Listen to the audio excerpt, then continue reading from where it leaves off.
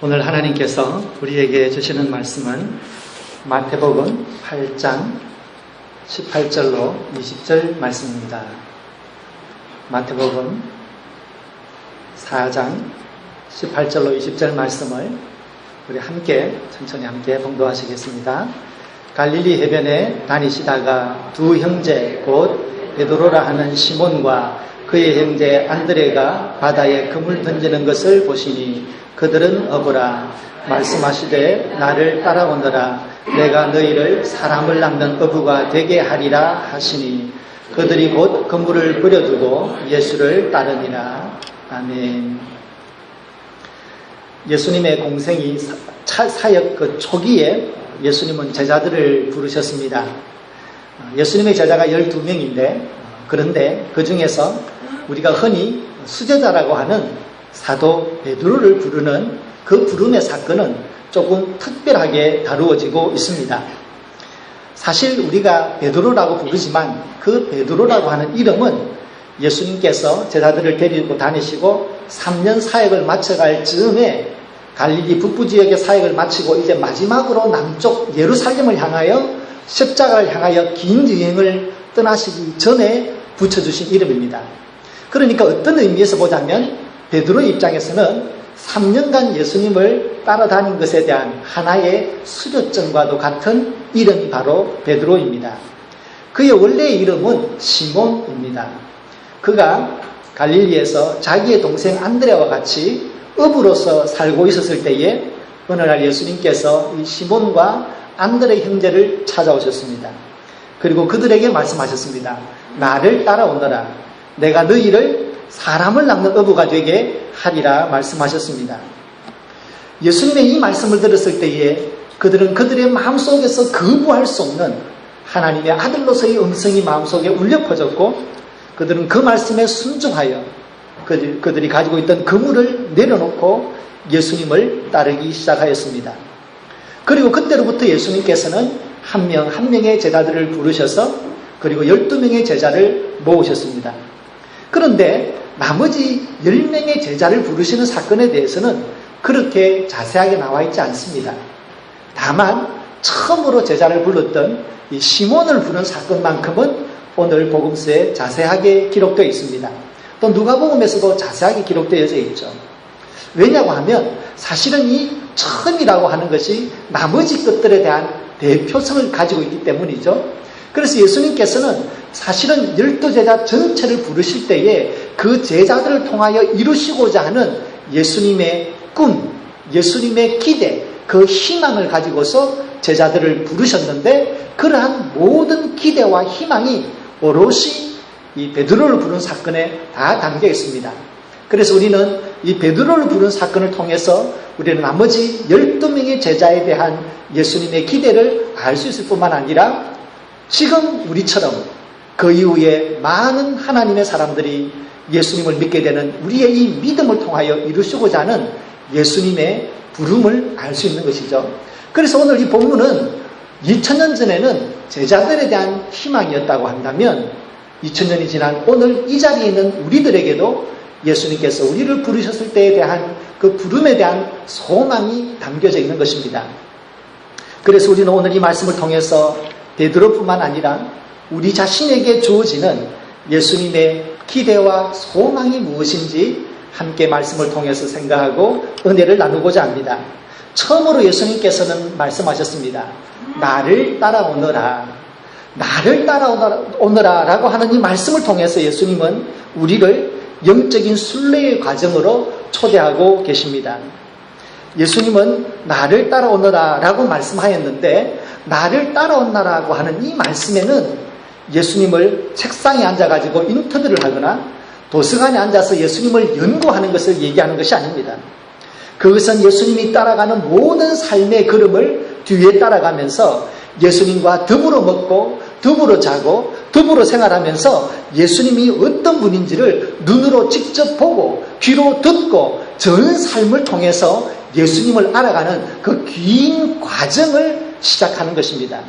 그래서 그것은 예수님을 따라갈 때는 따라가는 것으로 시작하는 것이 아니라 그것은 사실은 그가 하나님 앞에 설 때까지 평생 따라가야 되는 그 영적 순례의 첫 걸음을 떼는 것이 됩니다. 그래서 예수님은 12제자를 데리고 다니시면서 회당이나 성전에서 세미나 하신 적은 없습니다. 도서관에 앉아서 유인물을 제출하면서 이것을 쏘라고 한 적이 없습니다.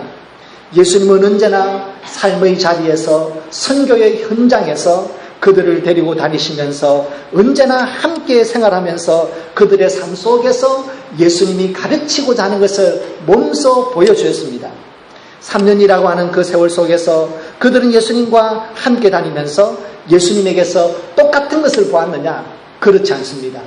3년이라고 하는 세월 속에서 그들은 날마다 새로운 가르침과 날마다 새로운 만남과 날마다 새로운 영적인 기적과 깨우침을 통해서 예수님을 날마다 새롭게 알아가는 영적인 순례를 가졌던 것입니다. 즉 나의 삶을 통해서 예수님을 알아간다는 것은 이 영적인 순례의 전 과정을 이어나가는 것이기 때문에 우리는 옛날에 있는 것을 뛰어넘어야 되는 사실 개인적인 도전을 하고 있는 것입니다. 따라감의 과정이라고 하는 것은 옛날의 것을 붙들고 거기에서 모든 것을 재단하려고 하는 것이 아닙니다. 옛날에 우리가 배웠던 성경 공부, 옛날에 내가 했던 뜨거운 기도의 체험, 내가 옛날에 겪었던 집회에서 가졌던 뜨거운 영적인 체험, 그 속에서 오늘의 나의 신앙을 묻고 오늘의 나의 삶을 해석하는 것이 아닙니다. 예수님이 나를 따라오라고 할 때는 그 모든 과거의 성경의 공부에 대한 지식과 경험과 영적인 체험조차도 그것을 뛰어넘어서 오늘 나의 삶 속에서 예수님께서 부르시는 그 부름을 향해서 충실히 나아가게 하고자 하는 영적인 순례를 끊임없이 우리에게 하도록 촉구하시는 예수님의 열심과 예수님의 소망이 담겨져 있는 것입니다. 그래서 예수님은 우리에게 말씀하십니다. 나를 따라오너라. 예수님은 언제나 시대와 역사에 앞서서 우리 앞에서 우리를 부르시는 분이십니다. 그래서 예수님은 인간의 지식과 인간의 지혜와 특별히 인간의 선조차도 뛰어넘어 계신 분이십니다. 그래서 하나님은 광대하신 하나님, 우리가 믿는 예수님은 광대하신 예수님이십니다. 그래서 우리는 우리의 믿음이 옛날에 경험했던 것, 내가 옛날에 알았던 것, 거기에서 머물지 아니하고 날마다 새롭게 다가오는 하나님을 만나야 하는 것입니다. 예배도 마찬가지입니다. 예배라고 하는 것이 일정한 시간에 일정한 장소에서 드려지는 하나의 종교적인 예식이 아닙니다. 예배라고 하는 것은 하나님을 따라가는 그 영적인 순례의 과정에 있어서 우리의 믿음의 순례가 제자리 걸음을 하고 있는지, 제대로 된 길을 가고 있는지, 그리고 그 영적인 순례를 나감에 있어서 우리가 필요로 하는 영적인 에너지를 받는, 영적인 은혜를 덧입는 그런 시간이 되어야 하는 것입니다. 구약 성경 마지막 성경이 말라기입니다. 말라기에 보면 마지막 촉구하는 하나님의 경고의 말씀은 놀랍게도 예배에 대한 하나님의 경고입니다. 신약과 구약을 가르는데 구약의 마지막이 다른 그 무엇이 아니라 예배에 대한 하나님의 경고로 마무리한다는 것은 우리에게 상당한 의미가 있습니다. 하나님은 말라기 선지자를 통해서 이야기합니다. 너희들이 나를 아버지라고 하는데 나를 공경하는 것이 있느냐? 너희들이 나를 주님이라고 하는데 진정 나를 두려워하는 것이 있느냐? 너희가 나에게 예배드린다고 하면서 너희들은 먹지도 못하는 더러운 떡을 가지고 오고 눈먼 희생제사를 나에게 드리구나, 이러면서 그들이 매너리즘에 빠져있는, 그리고 그저 형식적으로 하나님에게 다가오는 그러한 예배에 대해서 하나님이 책망하고 있는 것을 보게 됩니다. 그리고 말라기 1장 13절에는 더 놀라운 책망이 이어집니다.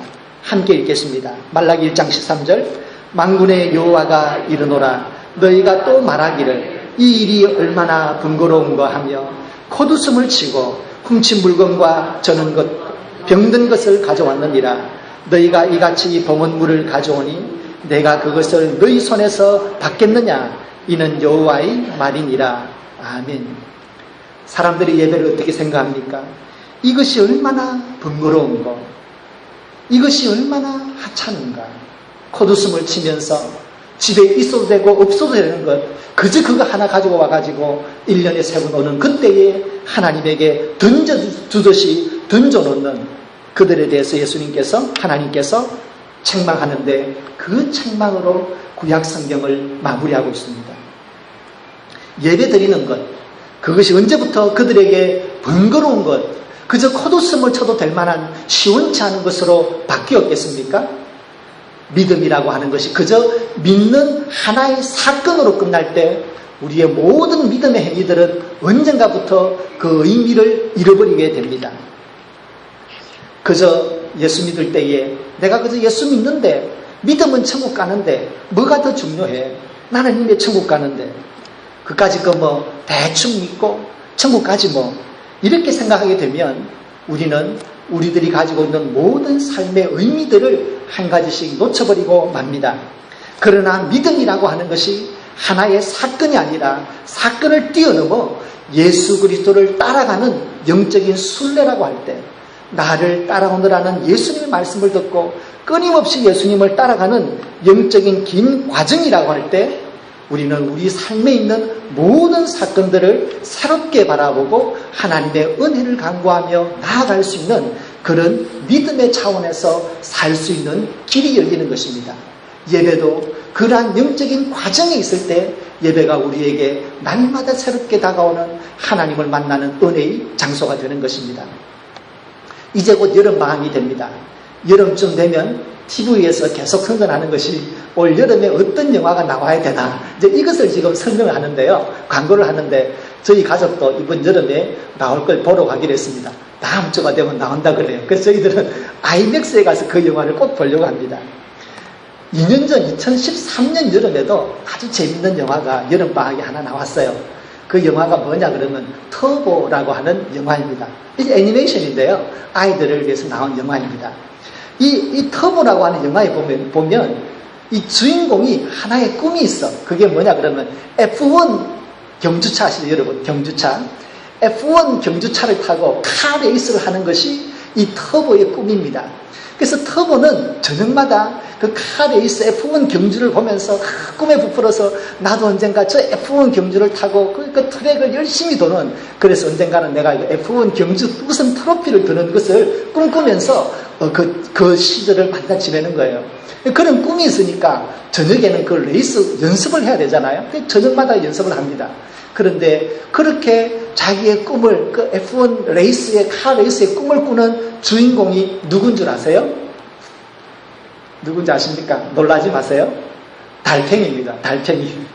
달팽이가 F1 레이스에서, 카 레이스에서 우승을 하려고 꿈에 부풀어가지고 저녁이 되면은 연습을 하는데요. 무슨 연습을 하느냐 그러면은 10cm 장 알죠? 그걸 내놓고 거기서 1cm, 0cm에서부터 10cm를 달려가는 거예요. 저녁 시간에 열심히 달팽이가 달려가지고 10cm를 딱 끝냈는데 기록을 재보니까 17분이 나온 거예요.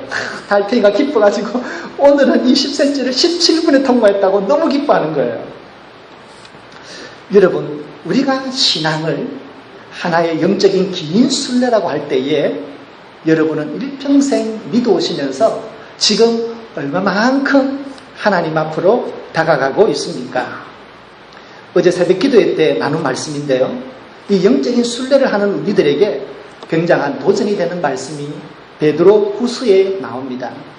이 베드로 후서는 오늘 부름을 받은 이 부름의 사건에 대한 베드로 나름대로의 그 삶을 살면서 이루어내었던 그 나름대로의 영적인 깨달음이라고 할 수 있겠습니다. 베드로 후서 1장의 말씀 우리 함께 읽겠습니다. 그의 신기한 능력으로 생명과 경건에 속한 모든 것을 우리에게 주셨으니 이는 자기의 영광과 덕으로서 우리를 부르신 이를 알므로 말미암음이라. 그러므로 너희가 더욱 힘써 너희 믿음의 덕을, 덕의 지식을, 지식의 절제의 인내를, 인내의 경건을, 경건의 형제 우애를, 형제 우애의 사랑을 더하라. 아멘. 우리가 예수님을 나의 구원자로 믿고 나를 따라오라라고 하는 이 예수님의 부름에 응답해서 우리가 예수님을 따라갈 때에 우리가 따라갈 수 있는 힘이 어디 있느냐, 그 능력이 어디 있을까 생각해 보게 됩니다. 베드로는 사실 그 부름을 따라갈 수 있는 능력이 없었습니다. 그러나 그가 오늘 3절에서 고백하는 것이 무엇입니까? 그의 신기한 능력으로 생명과 경건에 속한 모든 것을 우리에게 주셨다라고 합니다. 우리가 예수님을 믿을 때에 그 믿음 안에는 생명과 경건에 속한 모든 것을 따라갈 수 있는 능력을 주셨다는 것입니다. 그래서 우리가 예수님의 부름 앞에서 우리는 믿음에서 출발하지만 믿음의 덕의 지식과 절제와 인내와 경건과 형제오해와 사랑의 사람이 될 수 있는 그러한 신앙의 성숙의 자리로 나아갈 수 있도록 우리를 권면하고 있습니다. 그러므로 여러분, 우리가 예수님을 믿을 때에 베드로가 경험한 것처럼 우리에게는 예수님과 함께 생명과 경건에 속한 모든 것이 이미 주어져 있습니다. 우리의 자리에서 한 걸음 한 걸음 예수님에게 나아갑시다. 그리하여 나를 따르라는 예수님의 말씀을 듣고서 그 말씀을 가슴 속에 새기고서 우리의 영적인 순례를 계속해서 살아가는 귀한 성도님들이 되기를 주님의 이름으로 부탁드립니다. 두 번째로 예수님은 사람을 낚는 어부가 되게 하리라 라는 말씀으로 우리를 자신의 자리에서 응답하게 하셨습니다. 오늘 본문과 병행되는 본문이 누가복음 5장에 나옵니다. 누가복음 5장에 보면 예수님께서 갈릴리 해변에 가셨는데 그때에 많은 사람들이 예수님의 말씀을 듣기 위해서 그 갈릴리 해변에 모여들었습니다. 그때 예수님은 그 해변에 있는 배 중에 하나를 빌려 타시고 그 배 주인에게 이야기하죠. 여기서 조금 떼워 주십시오. 그래서 예수님은 그 갈릴리 해변에서 조금 떨어진 그 배 위에 서서 호숫가에 있는 많은 사람들을 보면서 예수님은 설교를 하셨습니다. 자, 그러면 여러분, 우리가 한번 성경적인 상상력을 가지고 한번 그 당시의 그림을 그려보겠습니다. 예수님은 배 위에 있습니다. 그리고 호숫가에서 조금 떨어진 곳에 있고 그 배 위에 서서 호숫가에 있는 많은 사람들에게 예수님께서 하나님의 나라에 대해서 말씀하셨습니다. 그러면 이 사건 속에서 누가 예수님의 말씀을 가장 잘 들을 수 있었겠습니까? 그 배의 주인이죠. 그런데 그 배의 주인이 누구입니까? 바로 시몬 베드로였습니다. 예수님은 시몬 베드로에 타시고 그 배를 띄워진 곳에 띄우게 함으로써 베드로와 함께 그곳에 더불어서 설교를 하셨습니다. 어떻게 보자면 그때의 모든 가르침은 사실은 모든 사람에게 한 설교이기도 하지만 어쩌면 그와 함께 한 배를 타고 있는 앞으로 믿음의 동력자가 되는 이 베드로에게 주시는 말씀이라고 할 수 있겠습니다. 그런데 여러분, 제가 이 말씀을 묵상하면서 제가 조금 재밌는 생각을 한번 해봤어요.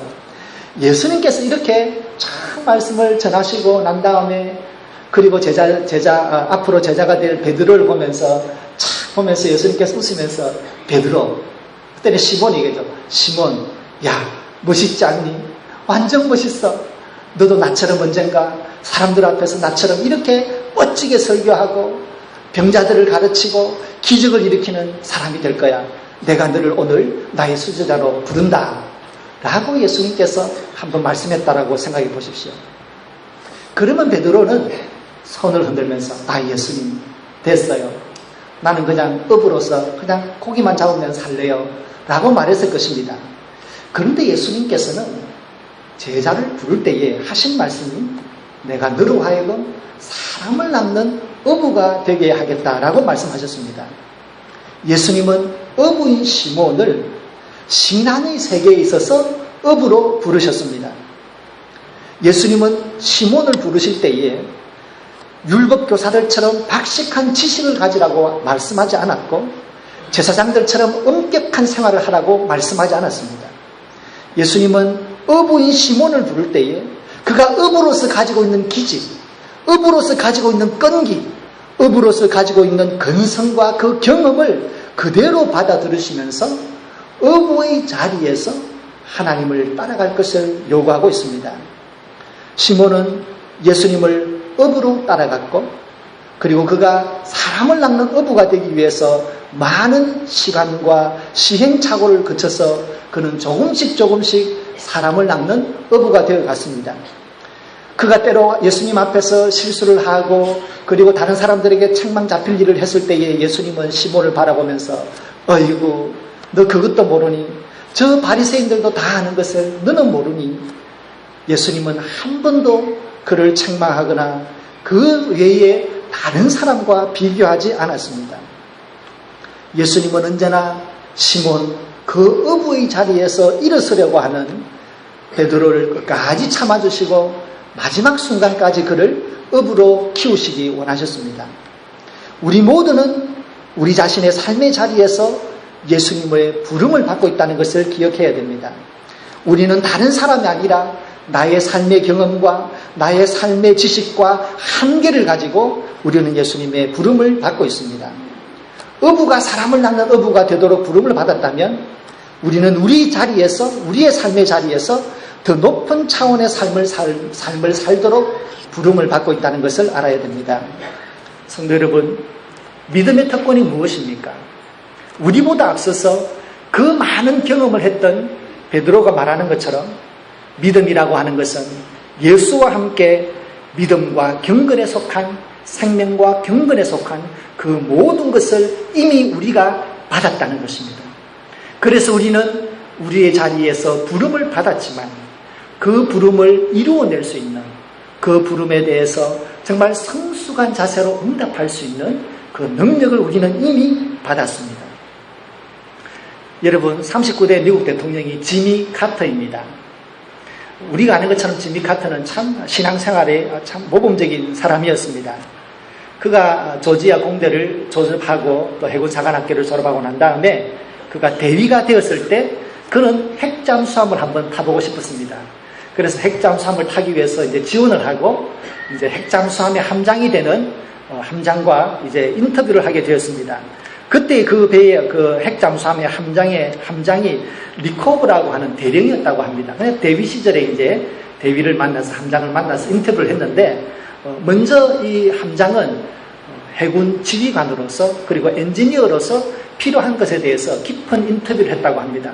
근데 글에 보면 그 리코브라고 하는 대령의 특징은 그 당시에 사람들이 아주 손을 흔들 만큼 굉장하게 직설적으로 많은 질문을 해대는 사람으로 유명했다고 합니다. 그래서 지미 카터가 쩔쩔매면서 그 모든 질문에 다 대답을 하고 났을 때 마지막으로 이 리코브 대령이 말을 하기를 너의 그 사관 생활 학교에 대해서 한번 사관생도 시절 학교의 생활에 대해서 얘기해보라고 했을 때 지미 카터는 아주 우쭐대면서 얘기했다 그래요. 나는 졸업할 때에 우리 전체적에서 59등을 했습니다. 이렇게 얘기하니까 리코브 대령이 하는 말이 그 결과는 네가 최선을 다한 것이었느냐라고 물었다고 해요. 그렇게 되자 이 지미 카터가 굉장히 사람이 순수하고 정직한 사람이 되다 보니까 하면 될 텐데 잠깐 생각을 했다고 그래요. 생각을 해보니까 사실은 그게 최선이 아니었거든요. 그래서 함장님, 사실은 내가 59등을 하긴 했지만 최선은 아닙니다 라고 대답을 했습니다. 그때 리코브 함장이 얘기합니다. 왜 최선을 다하지 않았느냐. 훗날 지미 카터의 글에 보면 그날 저녁 인터뷰를 마치고 자기 숙소로 돌아와서 이 지미 카터는 잠을 자지 못했다 그래요. 왜 그랬느냐. 그 왜 최선을 다하지 않았느냐라고 하는 그 질문을 생각하면서 마지막 날 내가 하나님 앞에 섰을 때에 하나님께서 똑같이 나에게 너는 왜 최선을 다하지 않았느냐라고 물어본다면 내가 하나님 앞에 뭐라고 대답을 해야 될까라고 하면서 그날 밤에 잠을 설쳤다라고 해요. 그러면서 그 밤에 그는 자기가 앞으로 인생을 삶에 있어서 중요한 삶의 태도를 결정하게 됩니다. 그래서 그는 살아있는 신앙이라고 하는 책을 쓰게 됐는데 그때의 경험을 이렇게 신앙생활에 대해서 우리에게 권면하는 말씀을 제가 보았습니다. 제가 한번 읽어보겠습니다. 지미 카터의 글입니다. 우리를 특히 신앙을 가진 사람들에게는 보다 높은 삶의 표준과 기대치가 있어야 합니다. 그것은 말할 것도 없이 복음서를 통해서 예수님께서 우리에게 보여주신 삶의 원칙입니다. 탁월한 삶, 그것은 율법에 순종하는 그 이상이어야 한다고 나는 믿습니다. 성경에서 말하는 최고의 가치관, 그 가치관의 실현을 위해서 드려지는 최선의 삶을 살아야 한다고 나는 믿습니다. 예수님을 나의 구원자로 믿을 때 우리는 우리의 삶의 자리에서 우리의 삶과 영혼의 주인이 되시는 예수님을 따라가는 영적인 순례를 시작했습니다. 이 순례의 과정에 있어서 어떤 사람은 주위를 두리번거리면서 다른 사람은 뭐하나, 다른 사람은 가지고 있는데 나는 왜 이것이 없나, 나는 왜 옛날에 이것을 이루지 못했나 라고 하는 불필요한 것으로 우리의 인생을 낭비할 수도 있습니다. 그러나 우리가 이 믿음의 과정에 있어서 우리가 바라봐야 될 분은 믿음의 주님이고 또 믿음을 완성하시는 예수 그리스도를 바라봐야 합니다. 그분을 바라볼 때에 우리는 우리의 삶의 자리에서 탁월한 삶을 살 수 있고 고귀한 가치관을 추구하는 삶을 살 수 있습니다. 예수님의 부름을 따라가는 그 길은 결코 쉬운 일이 아닐 것입니다. 그것은 우리의 게으름과 싸워야 하고 우리의 습관과 싸워야 하고 우리의 전통과 싸워야 하는 그런 어려움이 있을 것입니다. 그럼에도 불구하고 하나님은 우리에게 약속하시기를 예수님의 부르심을 따라가는 모든 성도에게 주시는 약속과 위로의 말씀이 있습니다. 빌립보서 1장 6절의 말씀을 함께 읽고 오늘의 말씀을 마치고자 합니다. 빌립보서 1장 6절의 말씀입니다. 같이 읽습니다. 너희 안에서 착한 일을 시작하신 이가 그리스도 예수의 날까지 이루실 줄을 우리는 확신하노라. 아멘. 함께 기도하겠습니다. 우리 시간 잠시 침묵의 시간을 가지겠습니다. 침묵을 통하여 우리에게 말씀하시는 성령 하나님의 음성을 듣겠습니다.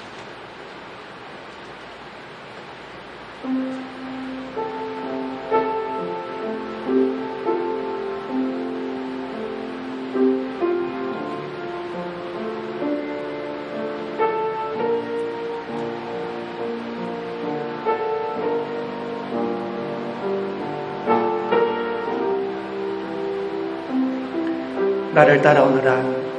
내가 너희로 사람을 낚는 어부가 되게 하리라 말씀하셨습니다. 그 말씀을 나에게 주시는 말씀으로 믿음으로 받아들입니다. 주님의 부르심을 진지하게 받아들이며 지금까지 믿음 생활을 해왔던 것처럼 앞으로도 최선을 다하여 이 믿음의 순례의 길을 마치려 합니다. 주님께서 부르신 부르심을 향하여 열심히 나아갈 때에 우리에게 주님께서 말씀하신 것처럼 생명과 경건에 대한 모든 능력이 있는 줄로 믿습니다.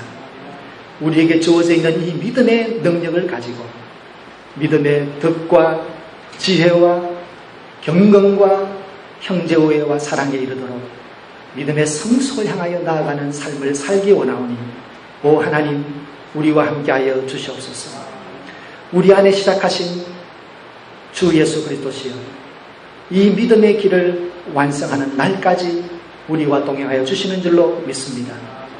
우리의 앞에서 우리를 부르시며 우리의 앞에서 하늘나라의 소망을 보여주시는 주 예수님, 우리의 마음이 날마다 깨어있어서 주님을 바라보며 하루하루 살아가게 하여 주시옵소서. 무엇보다도 교회에서의 믿음 생활뿐만 아니라 개인의 영성 생활뿐만 아니라 우리의 삶의 자리에서 하나님을 믿는 사람으로서 높은 가치관을 가지고 살아가는 주의 귀한 성도되게 인도하여 주옵소서. 예수님의 이름으로 기도드립니다.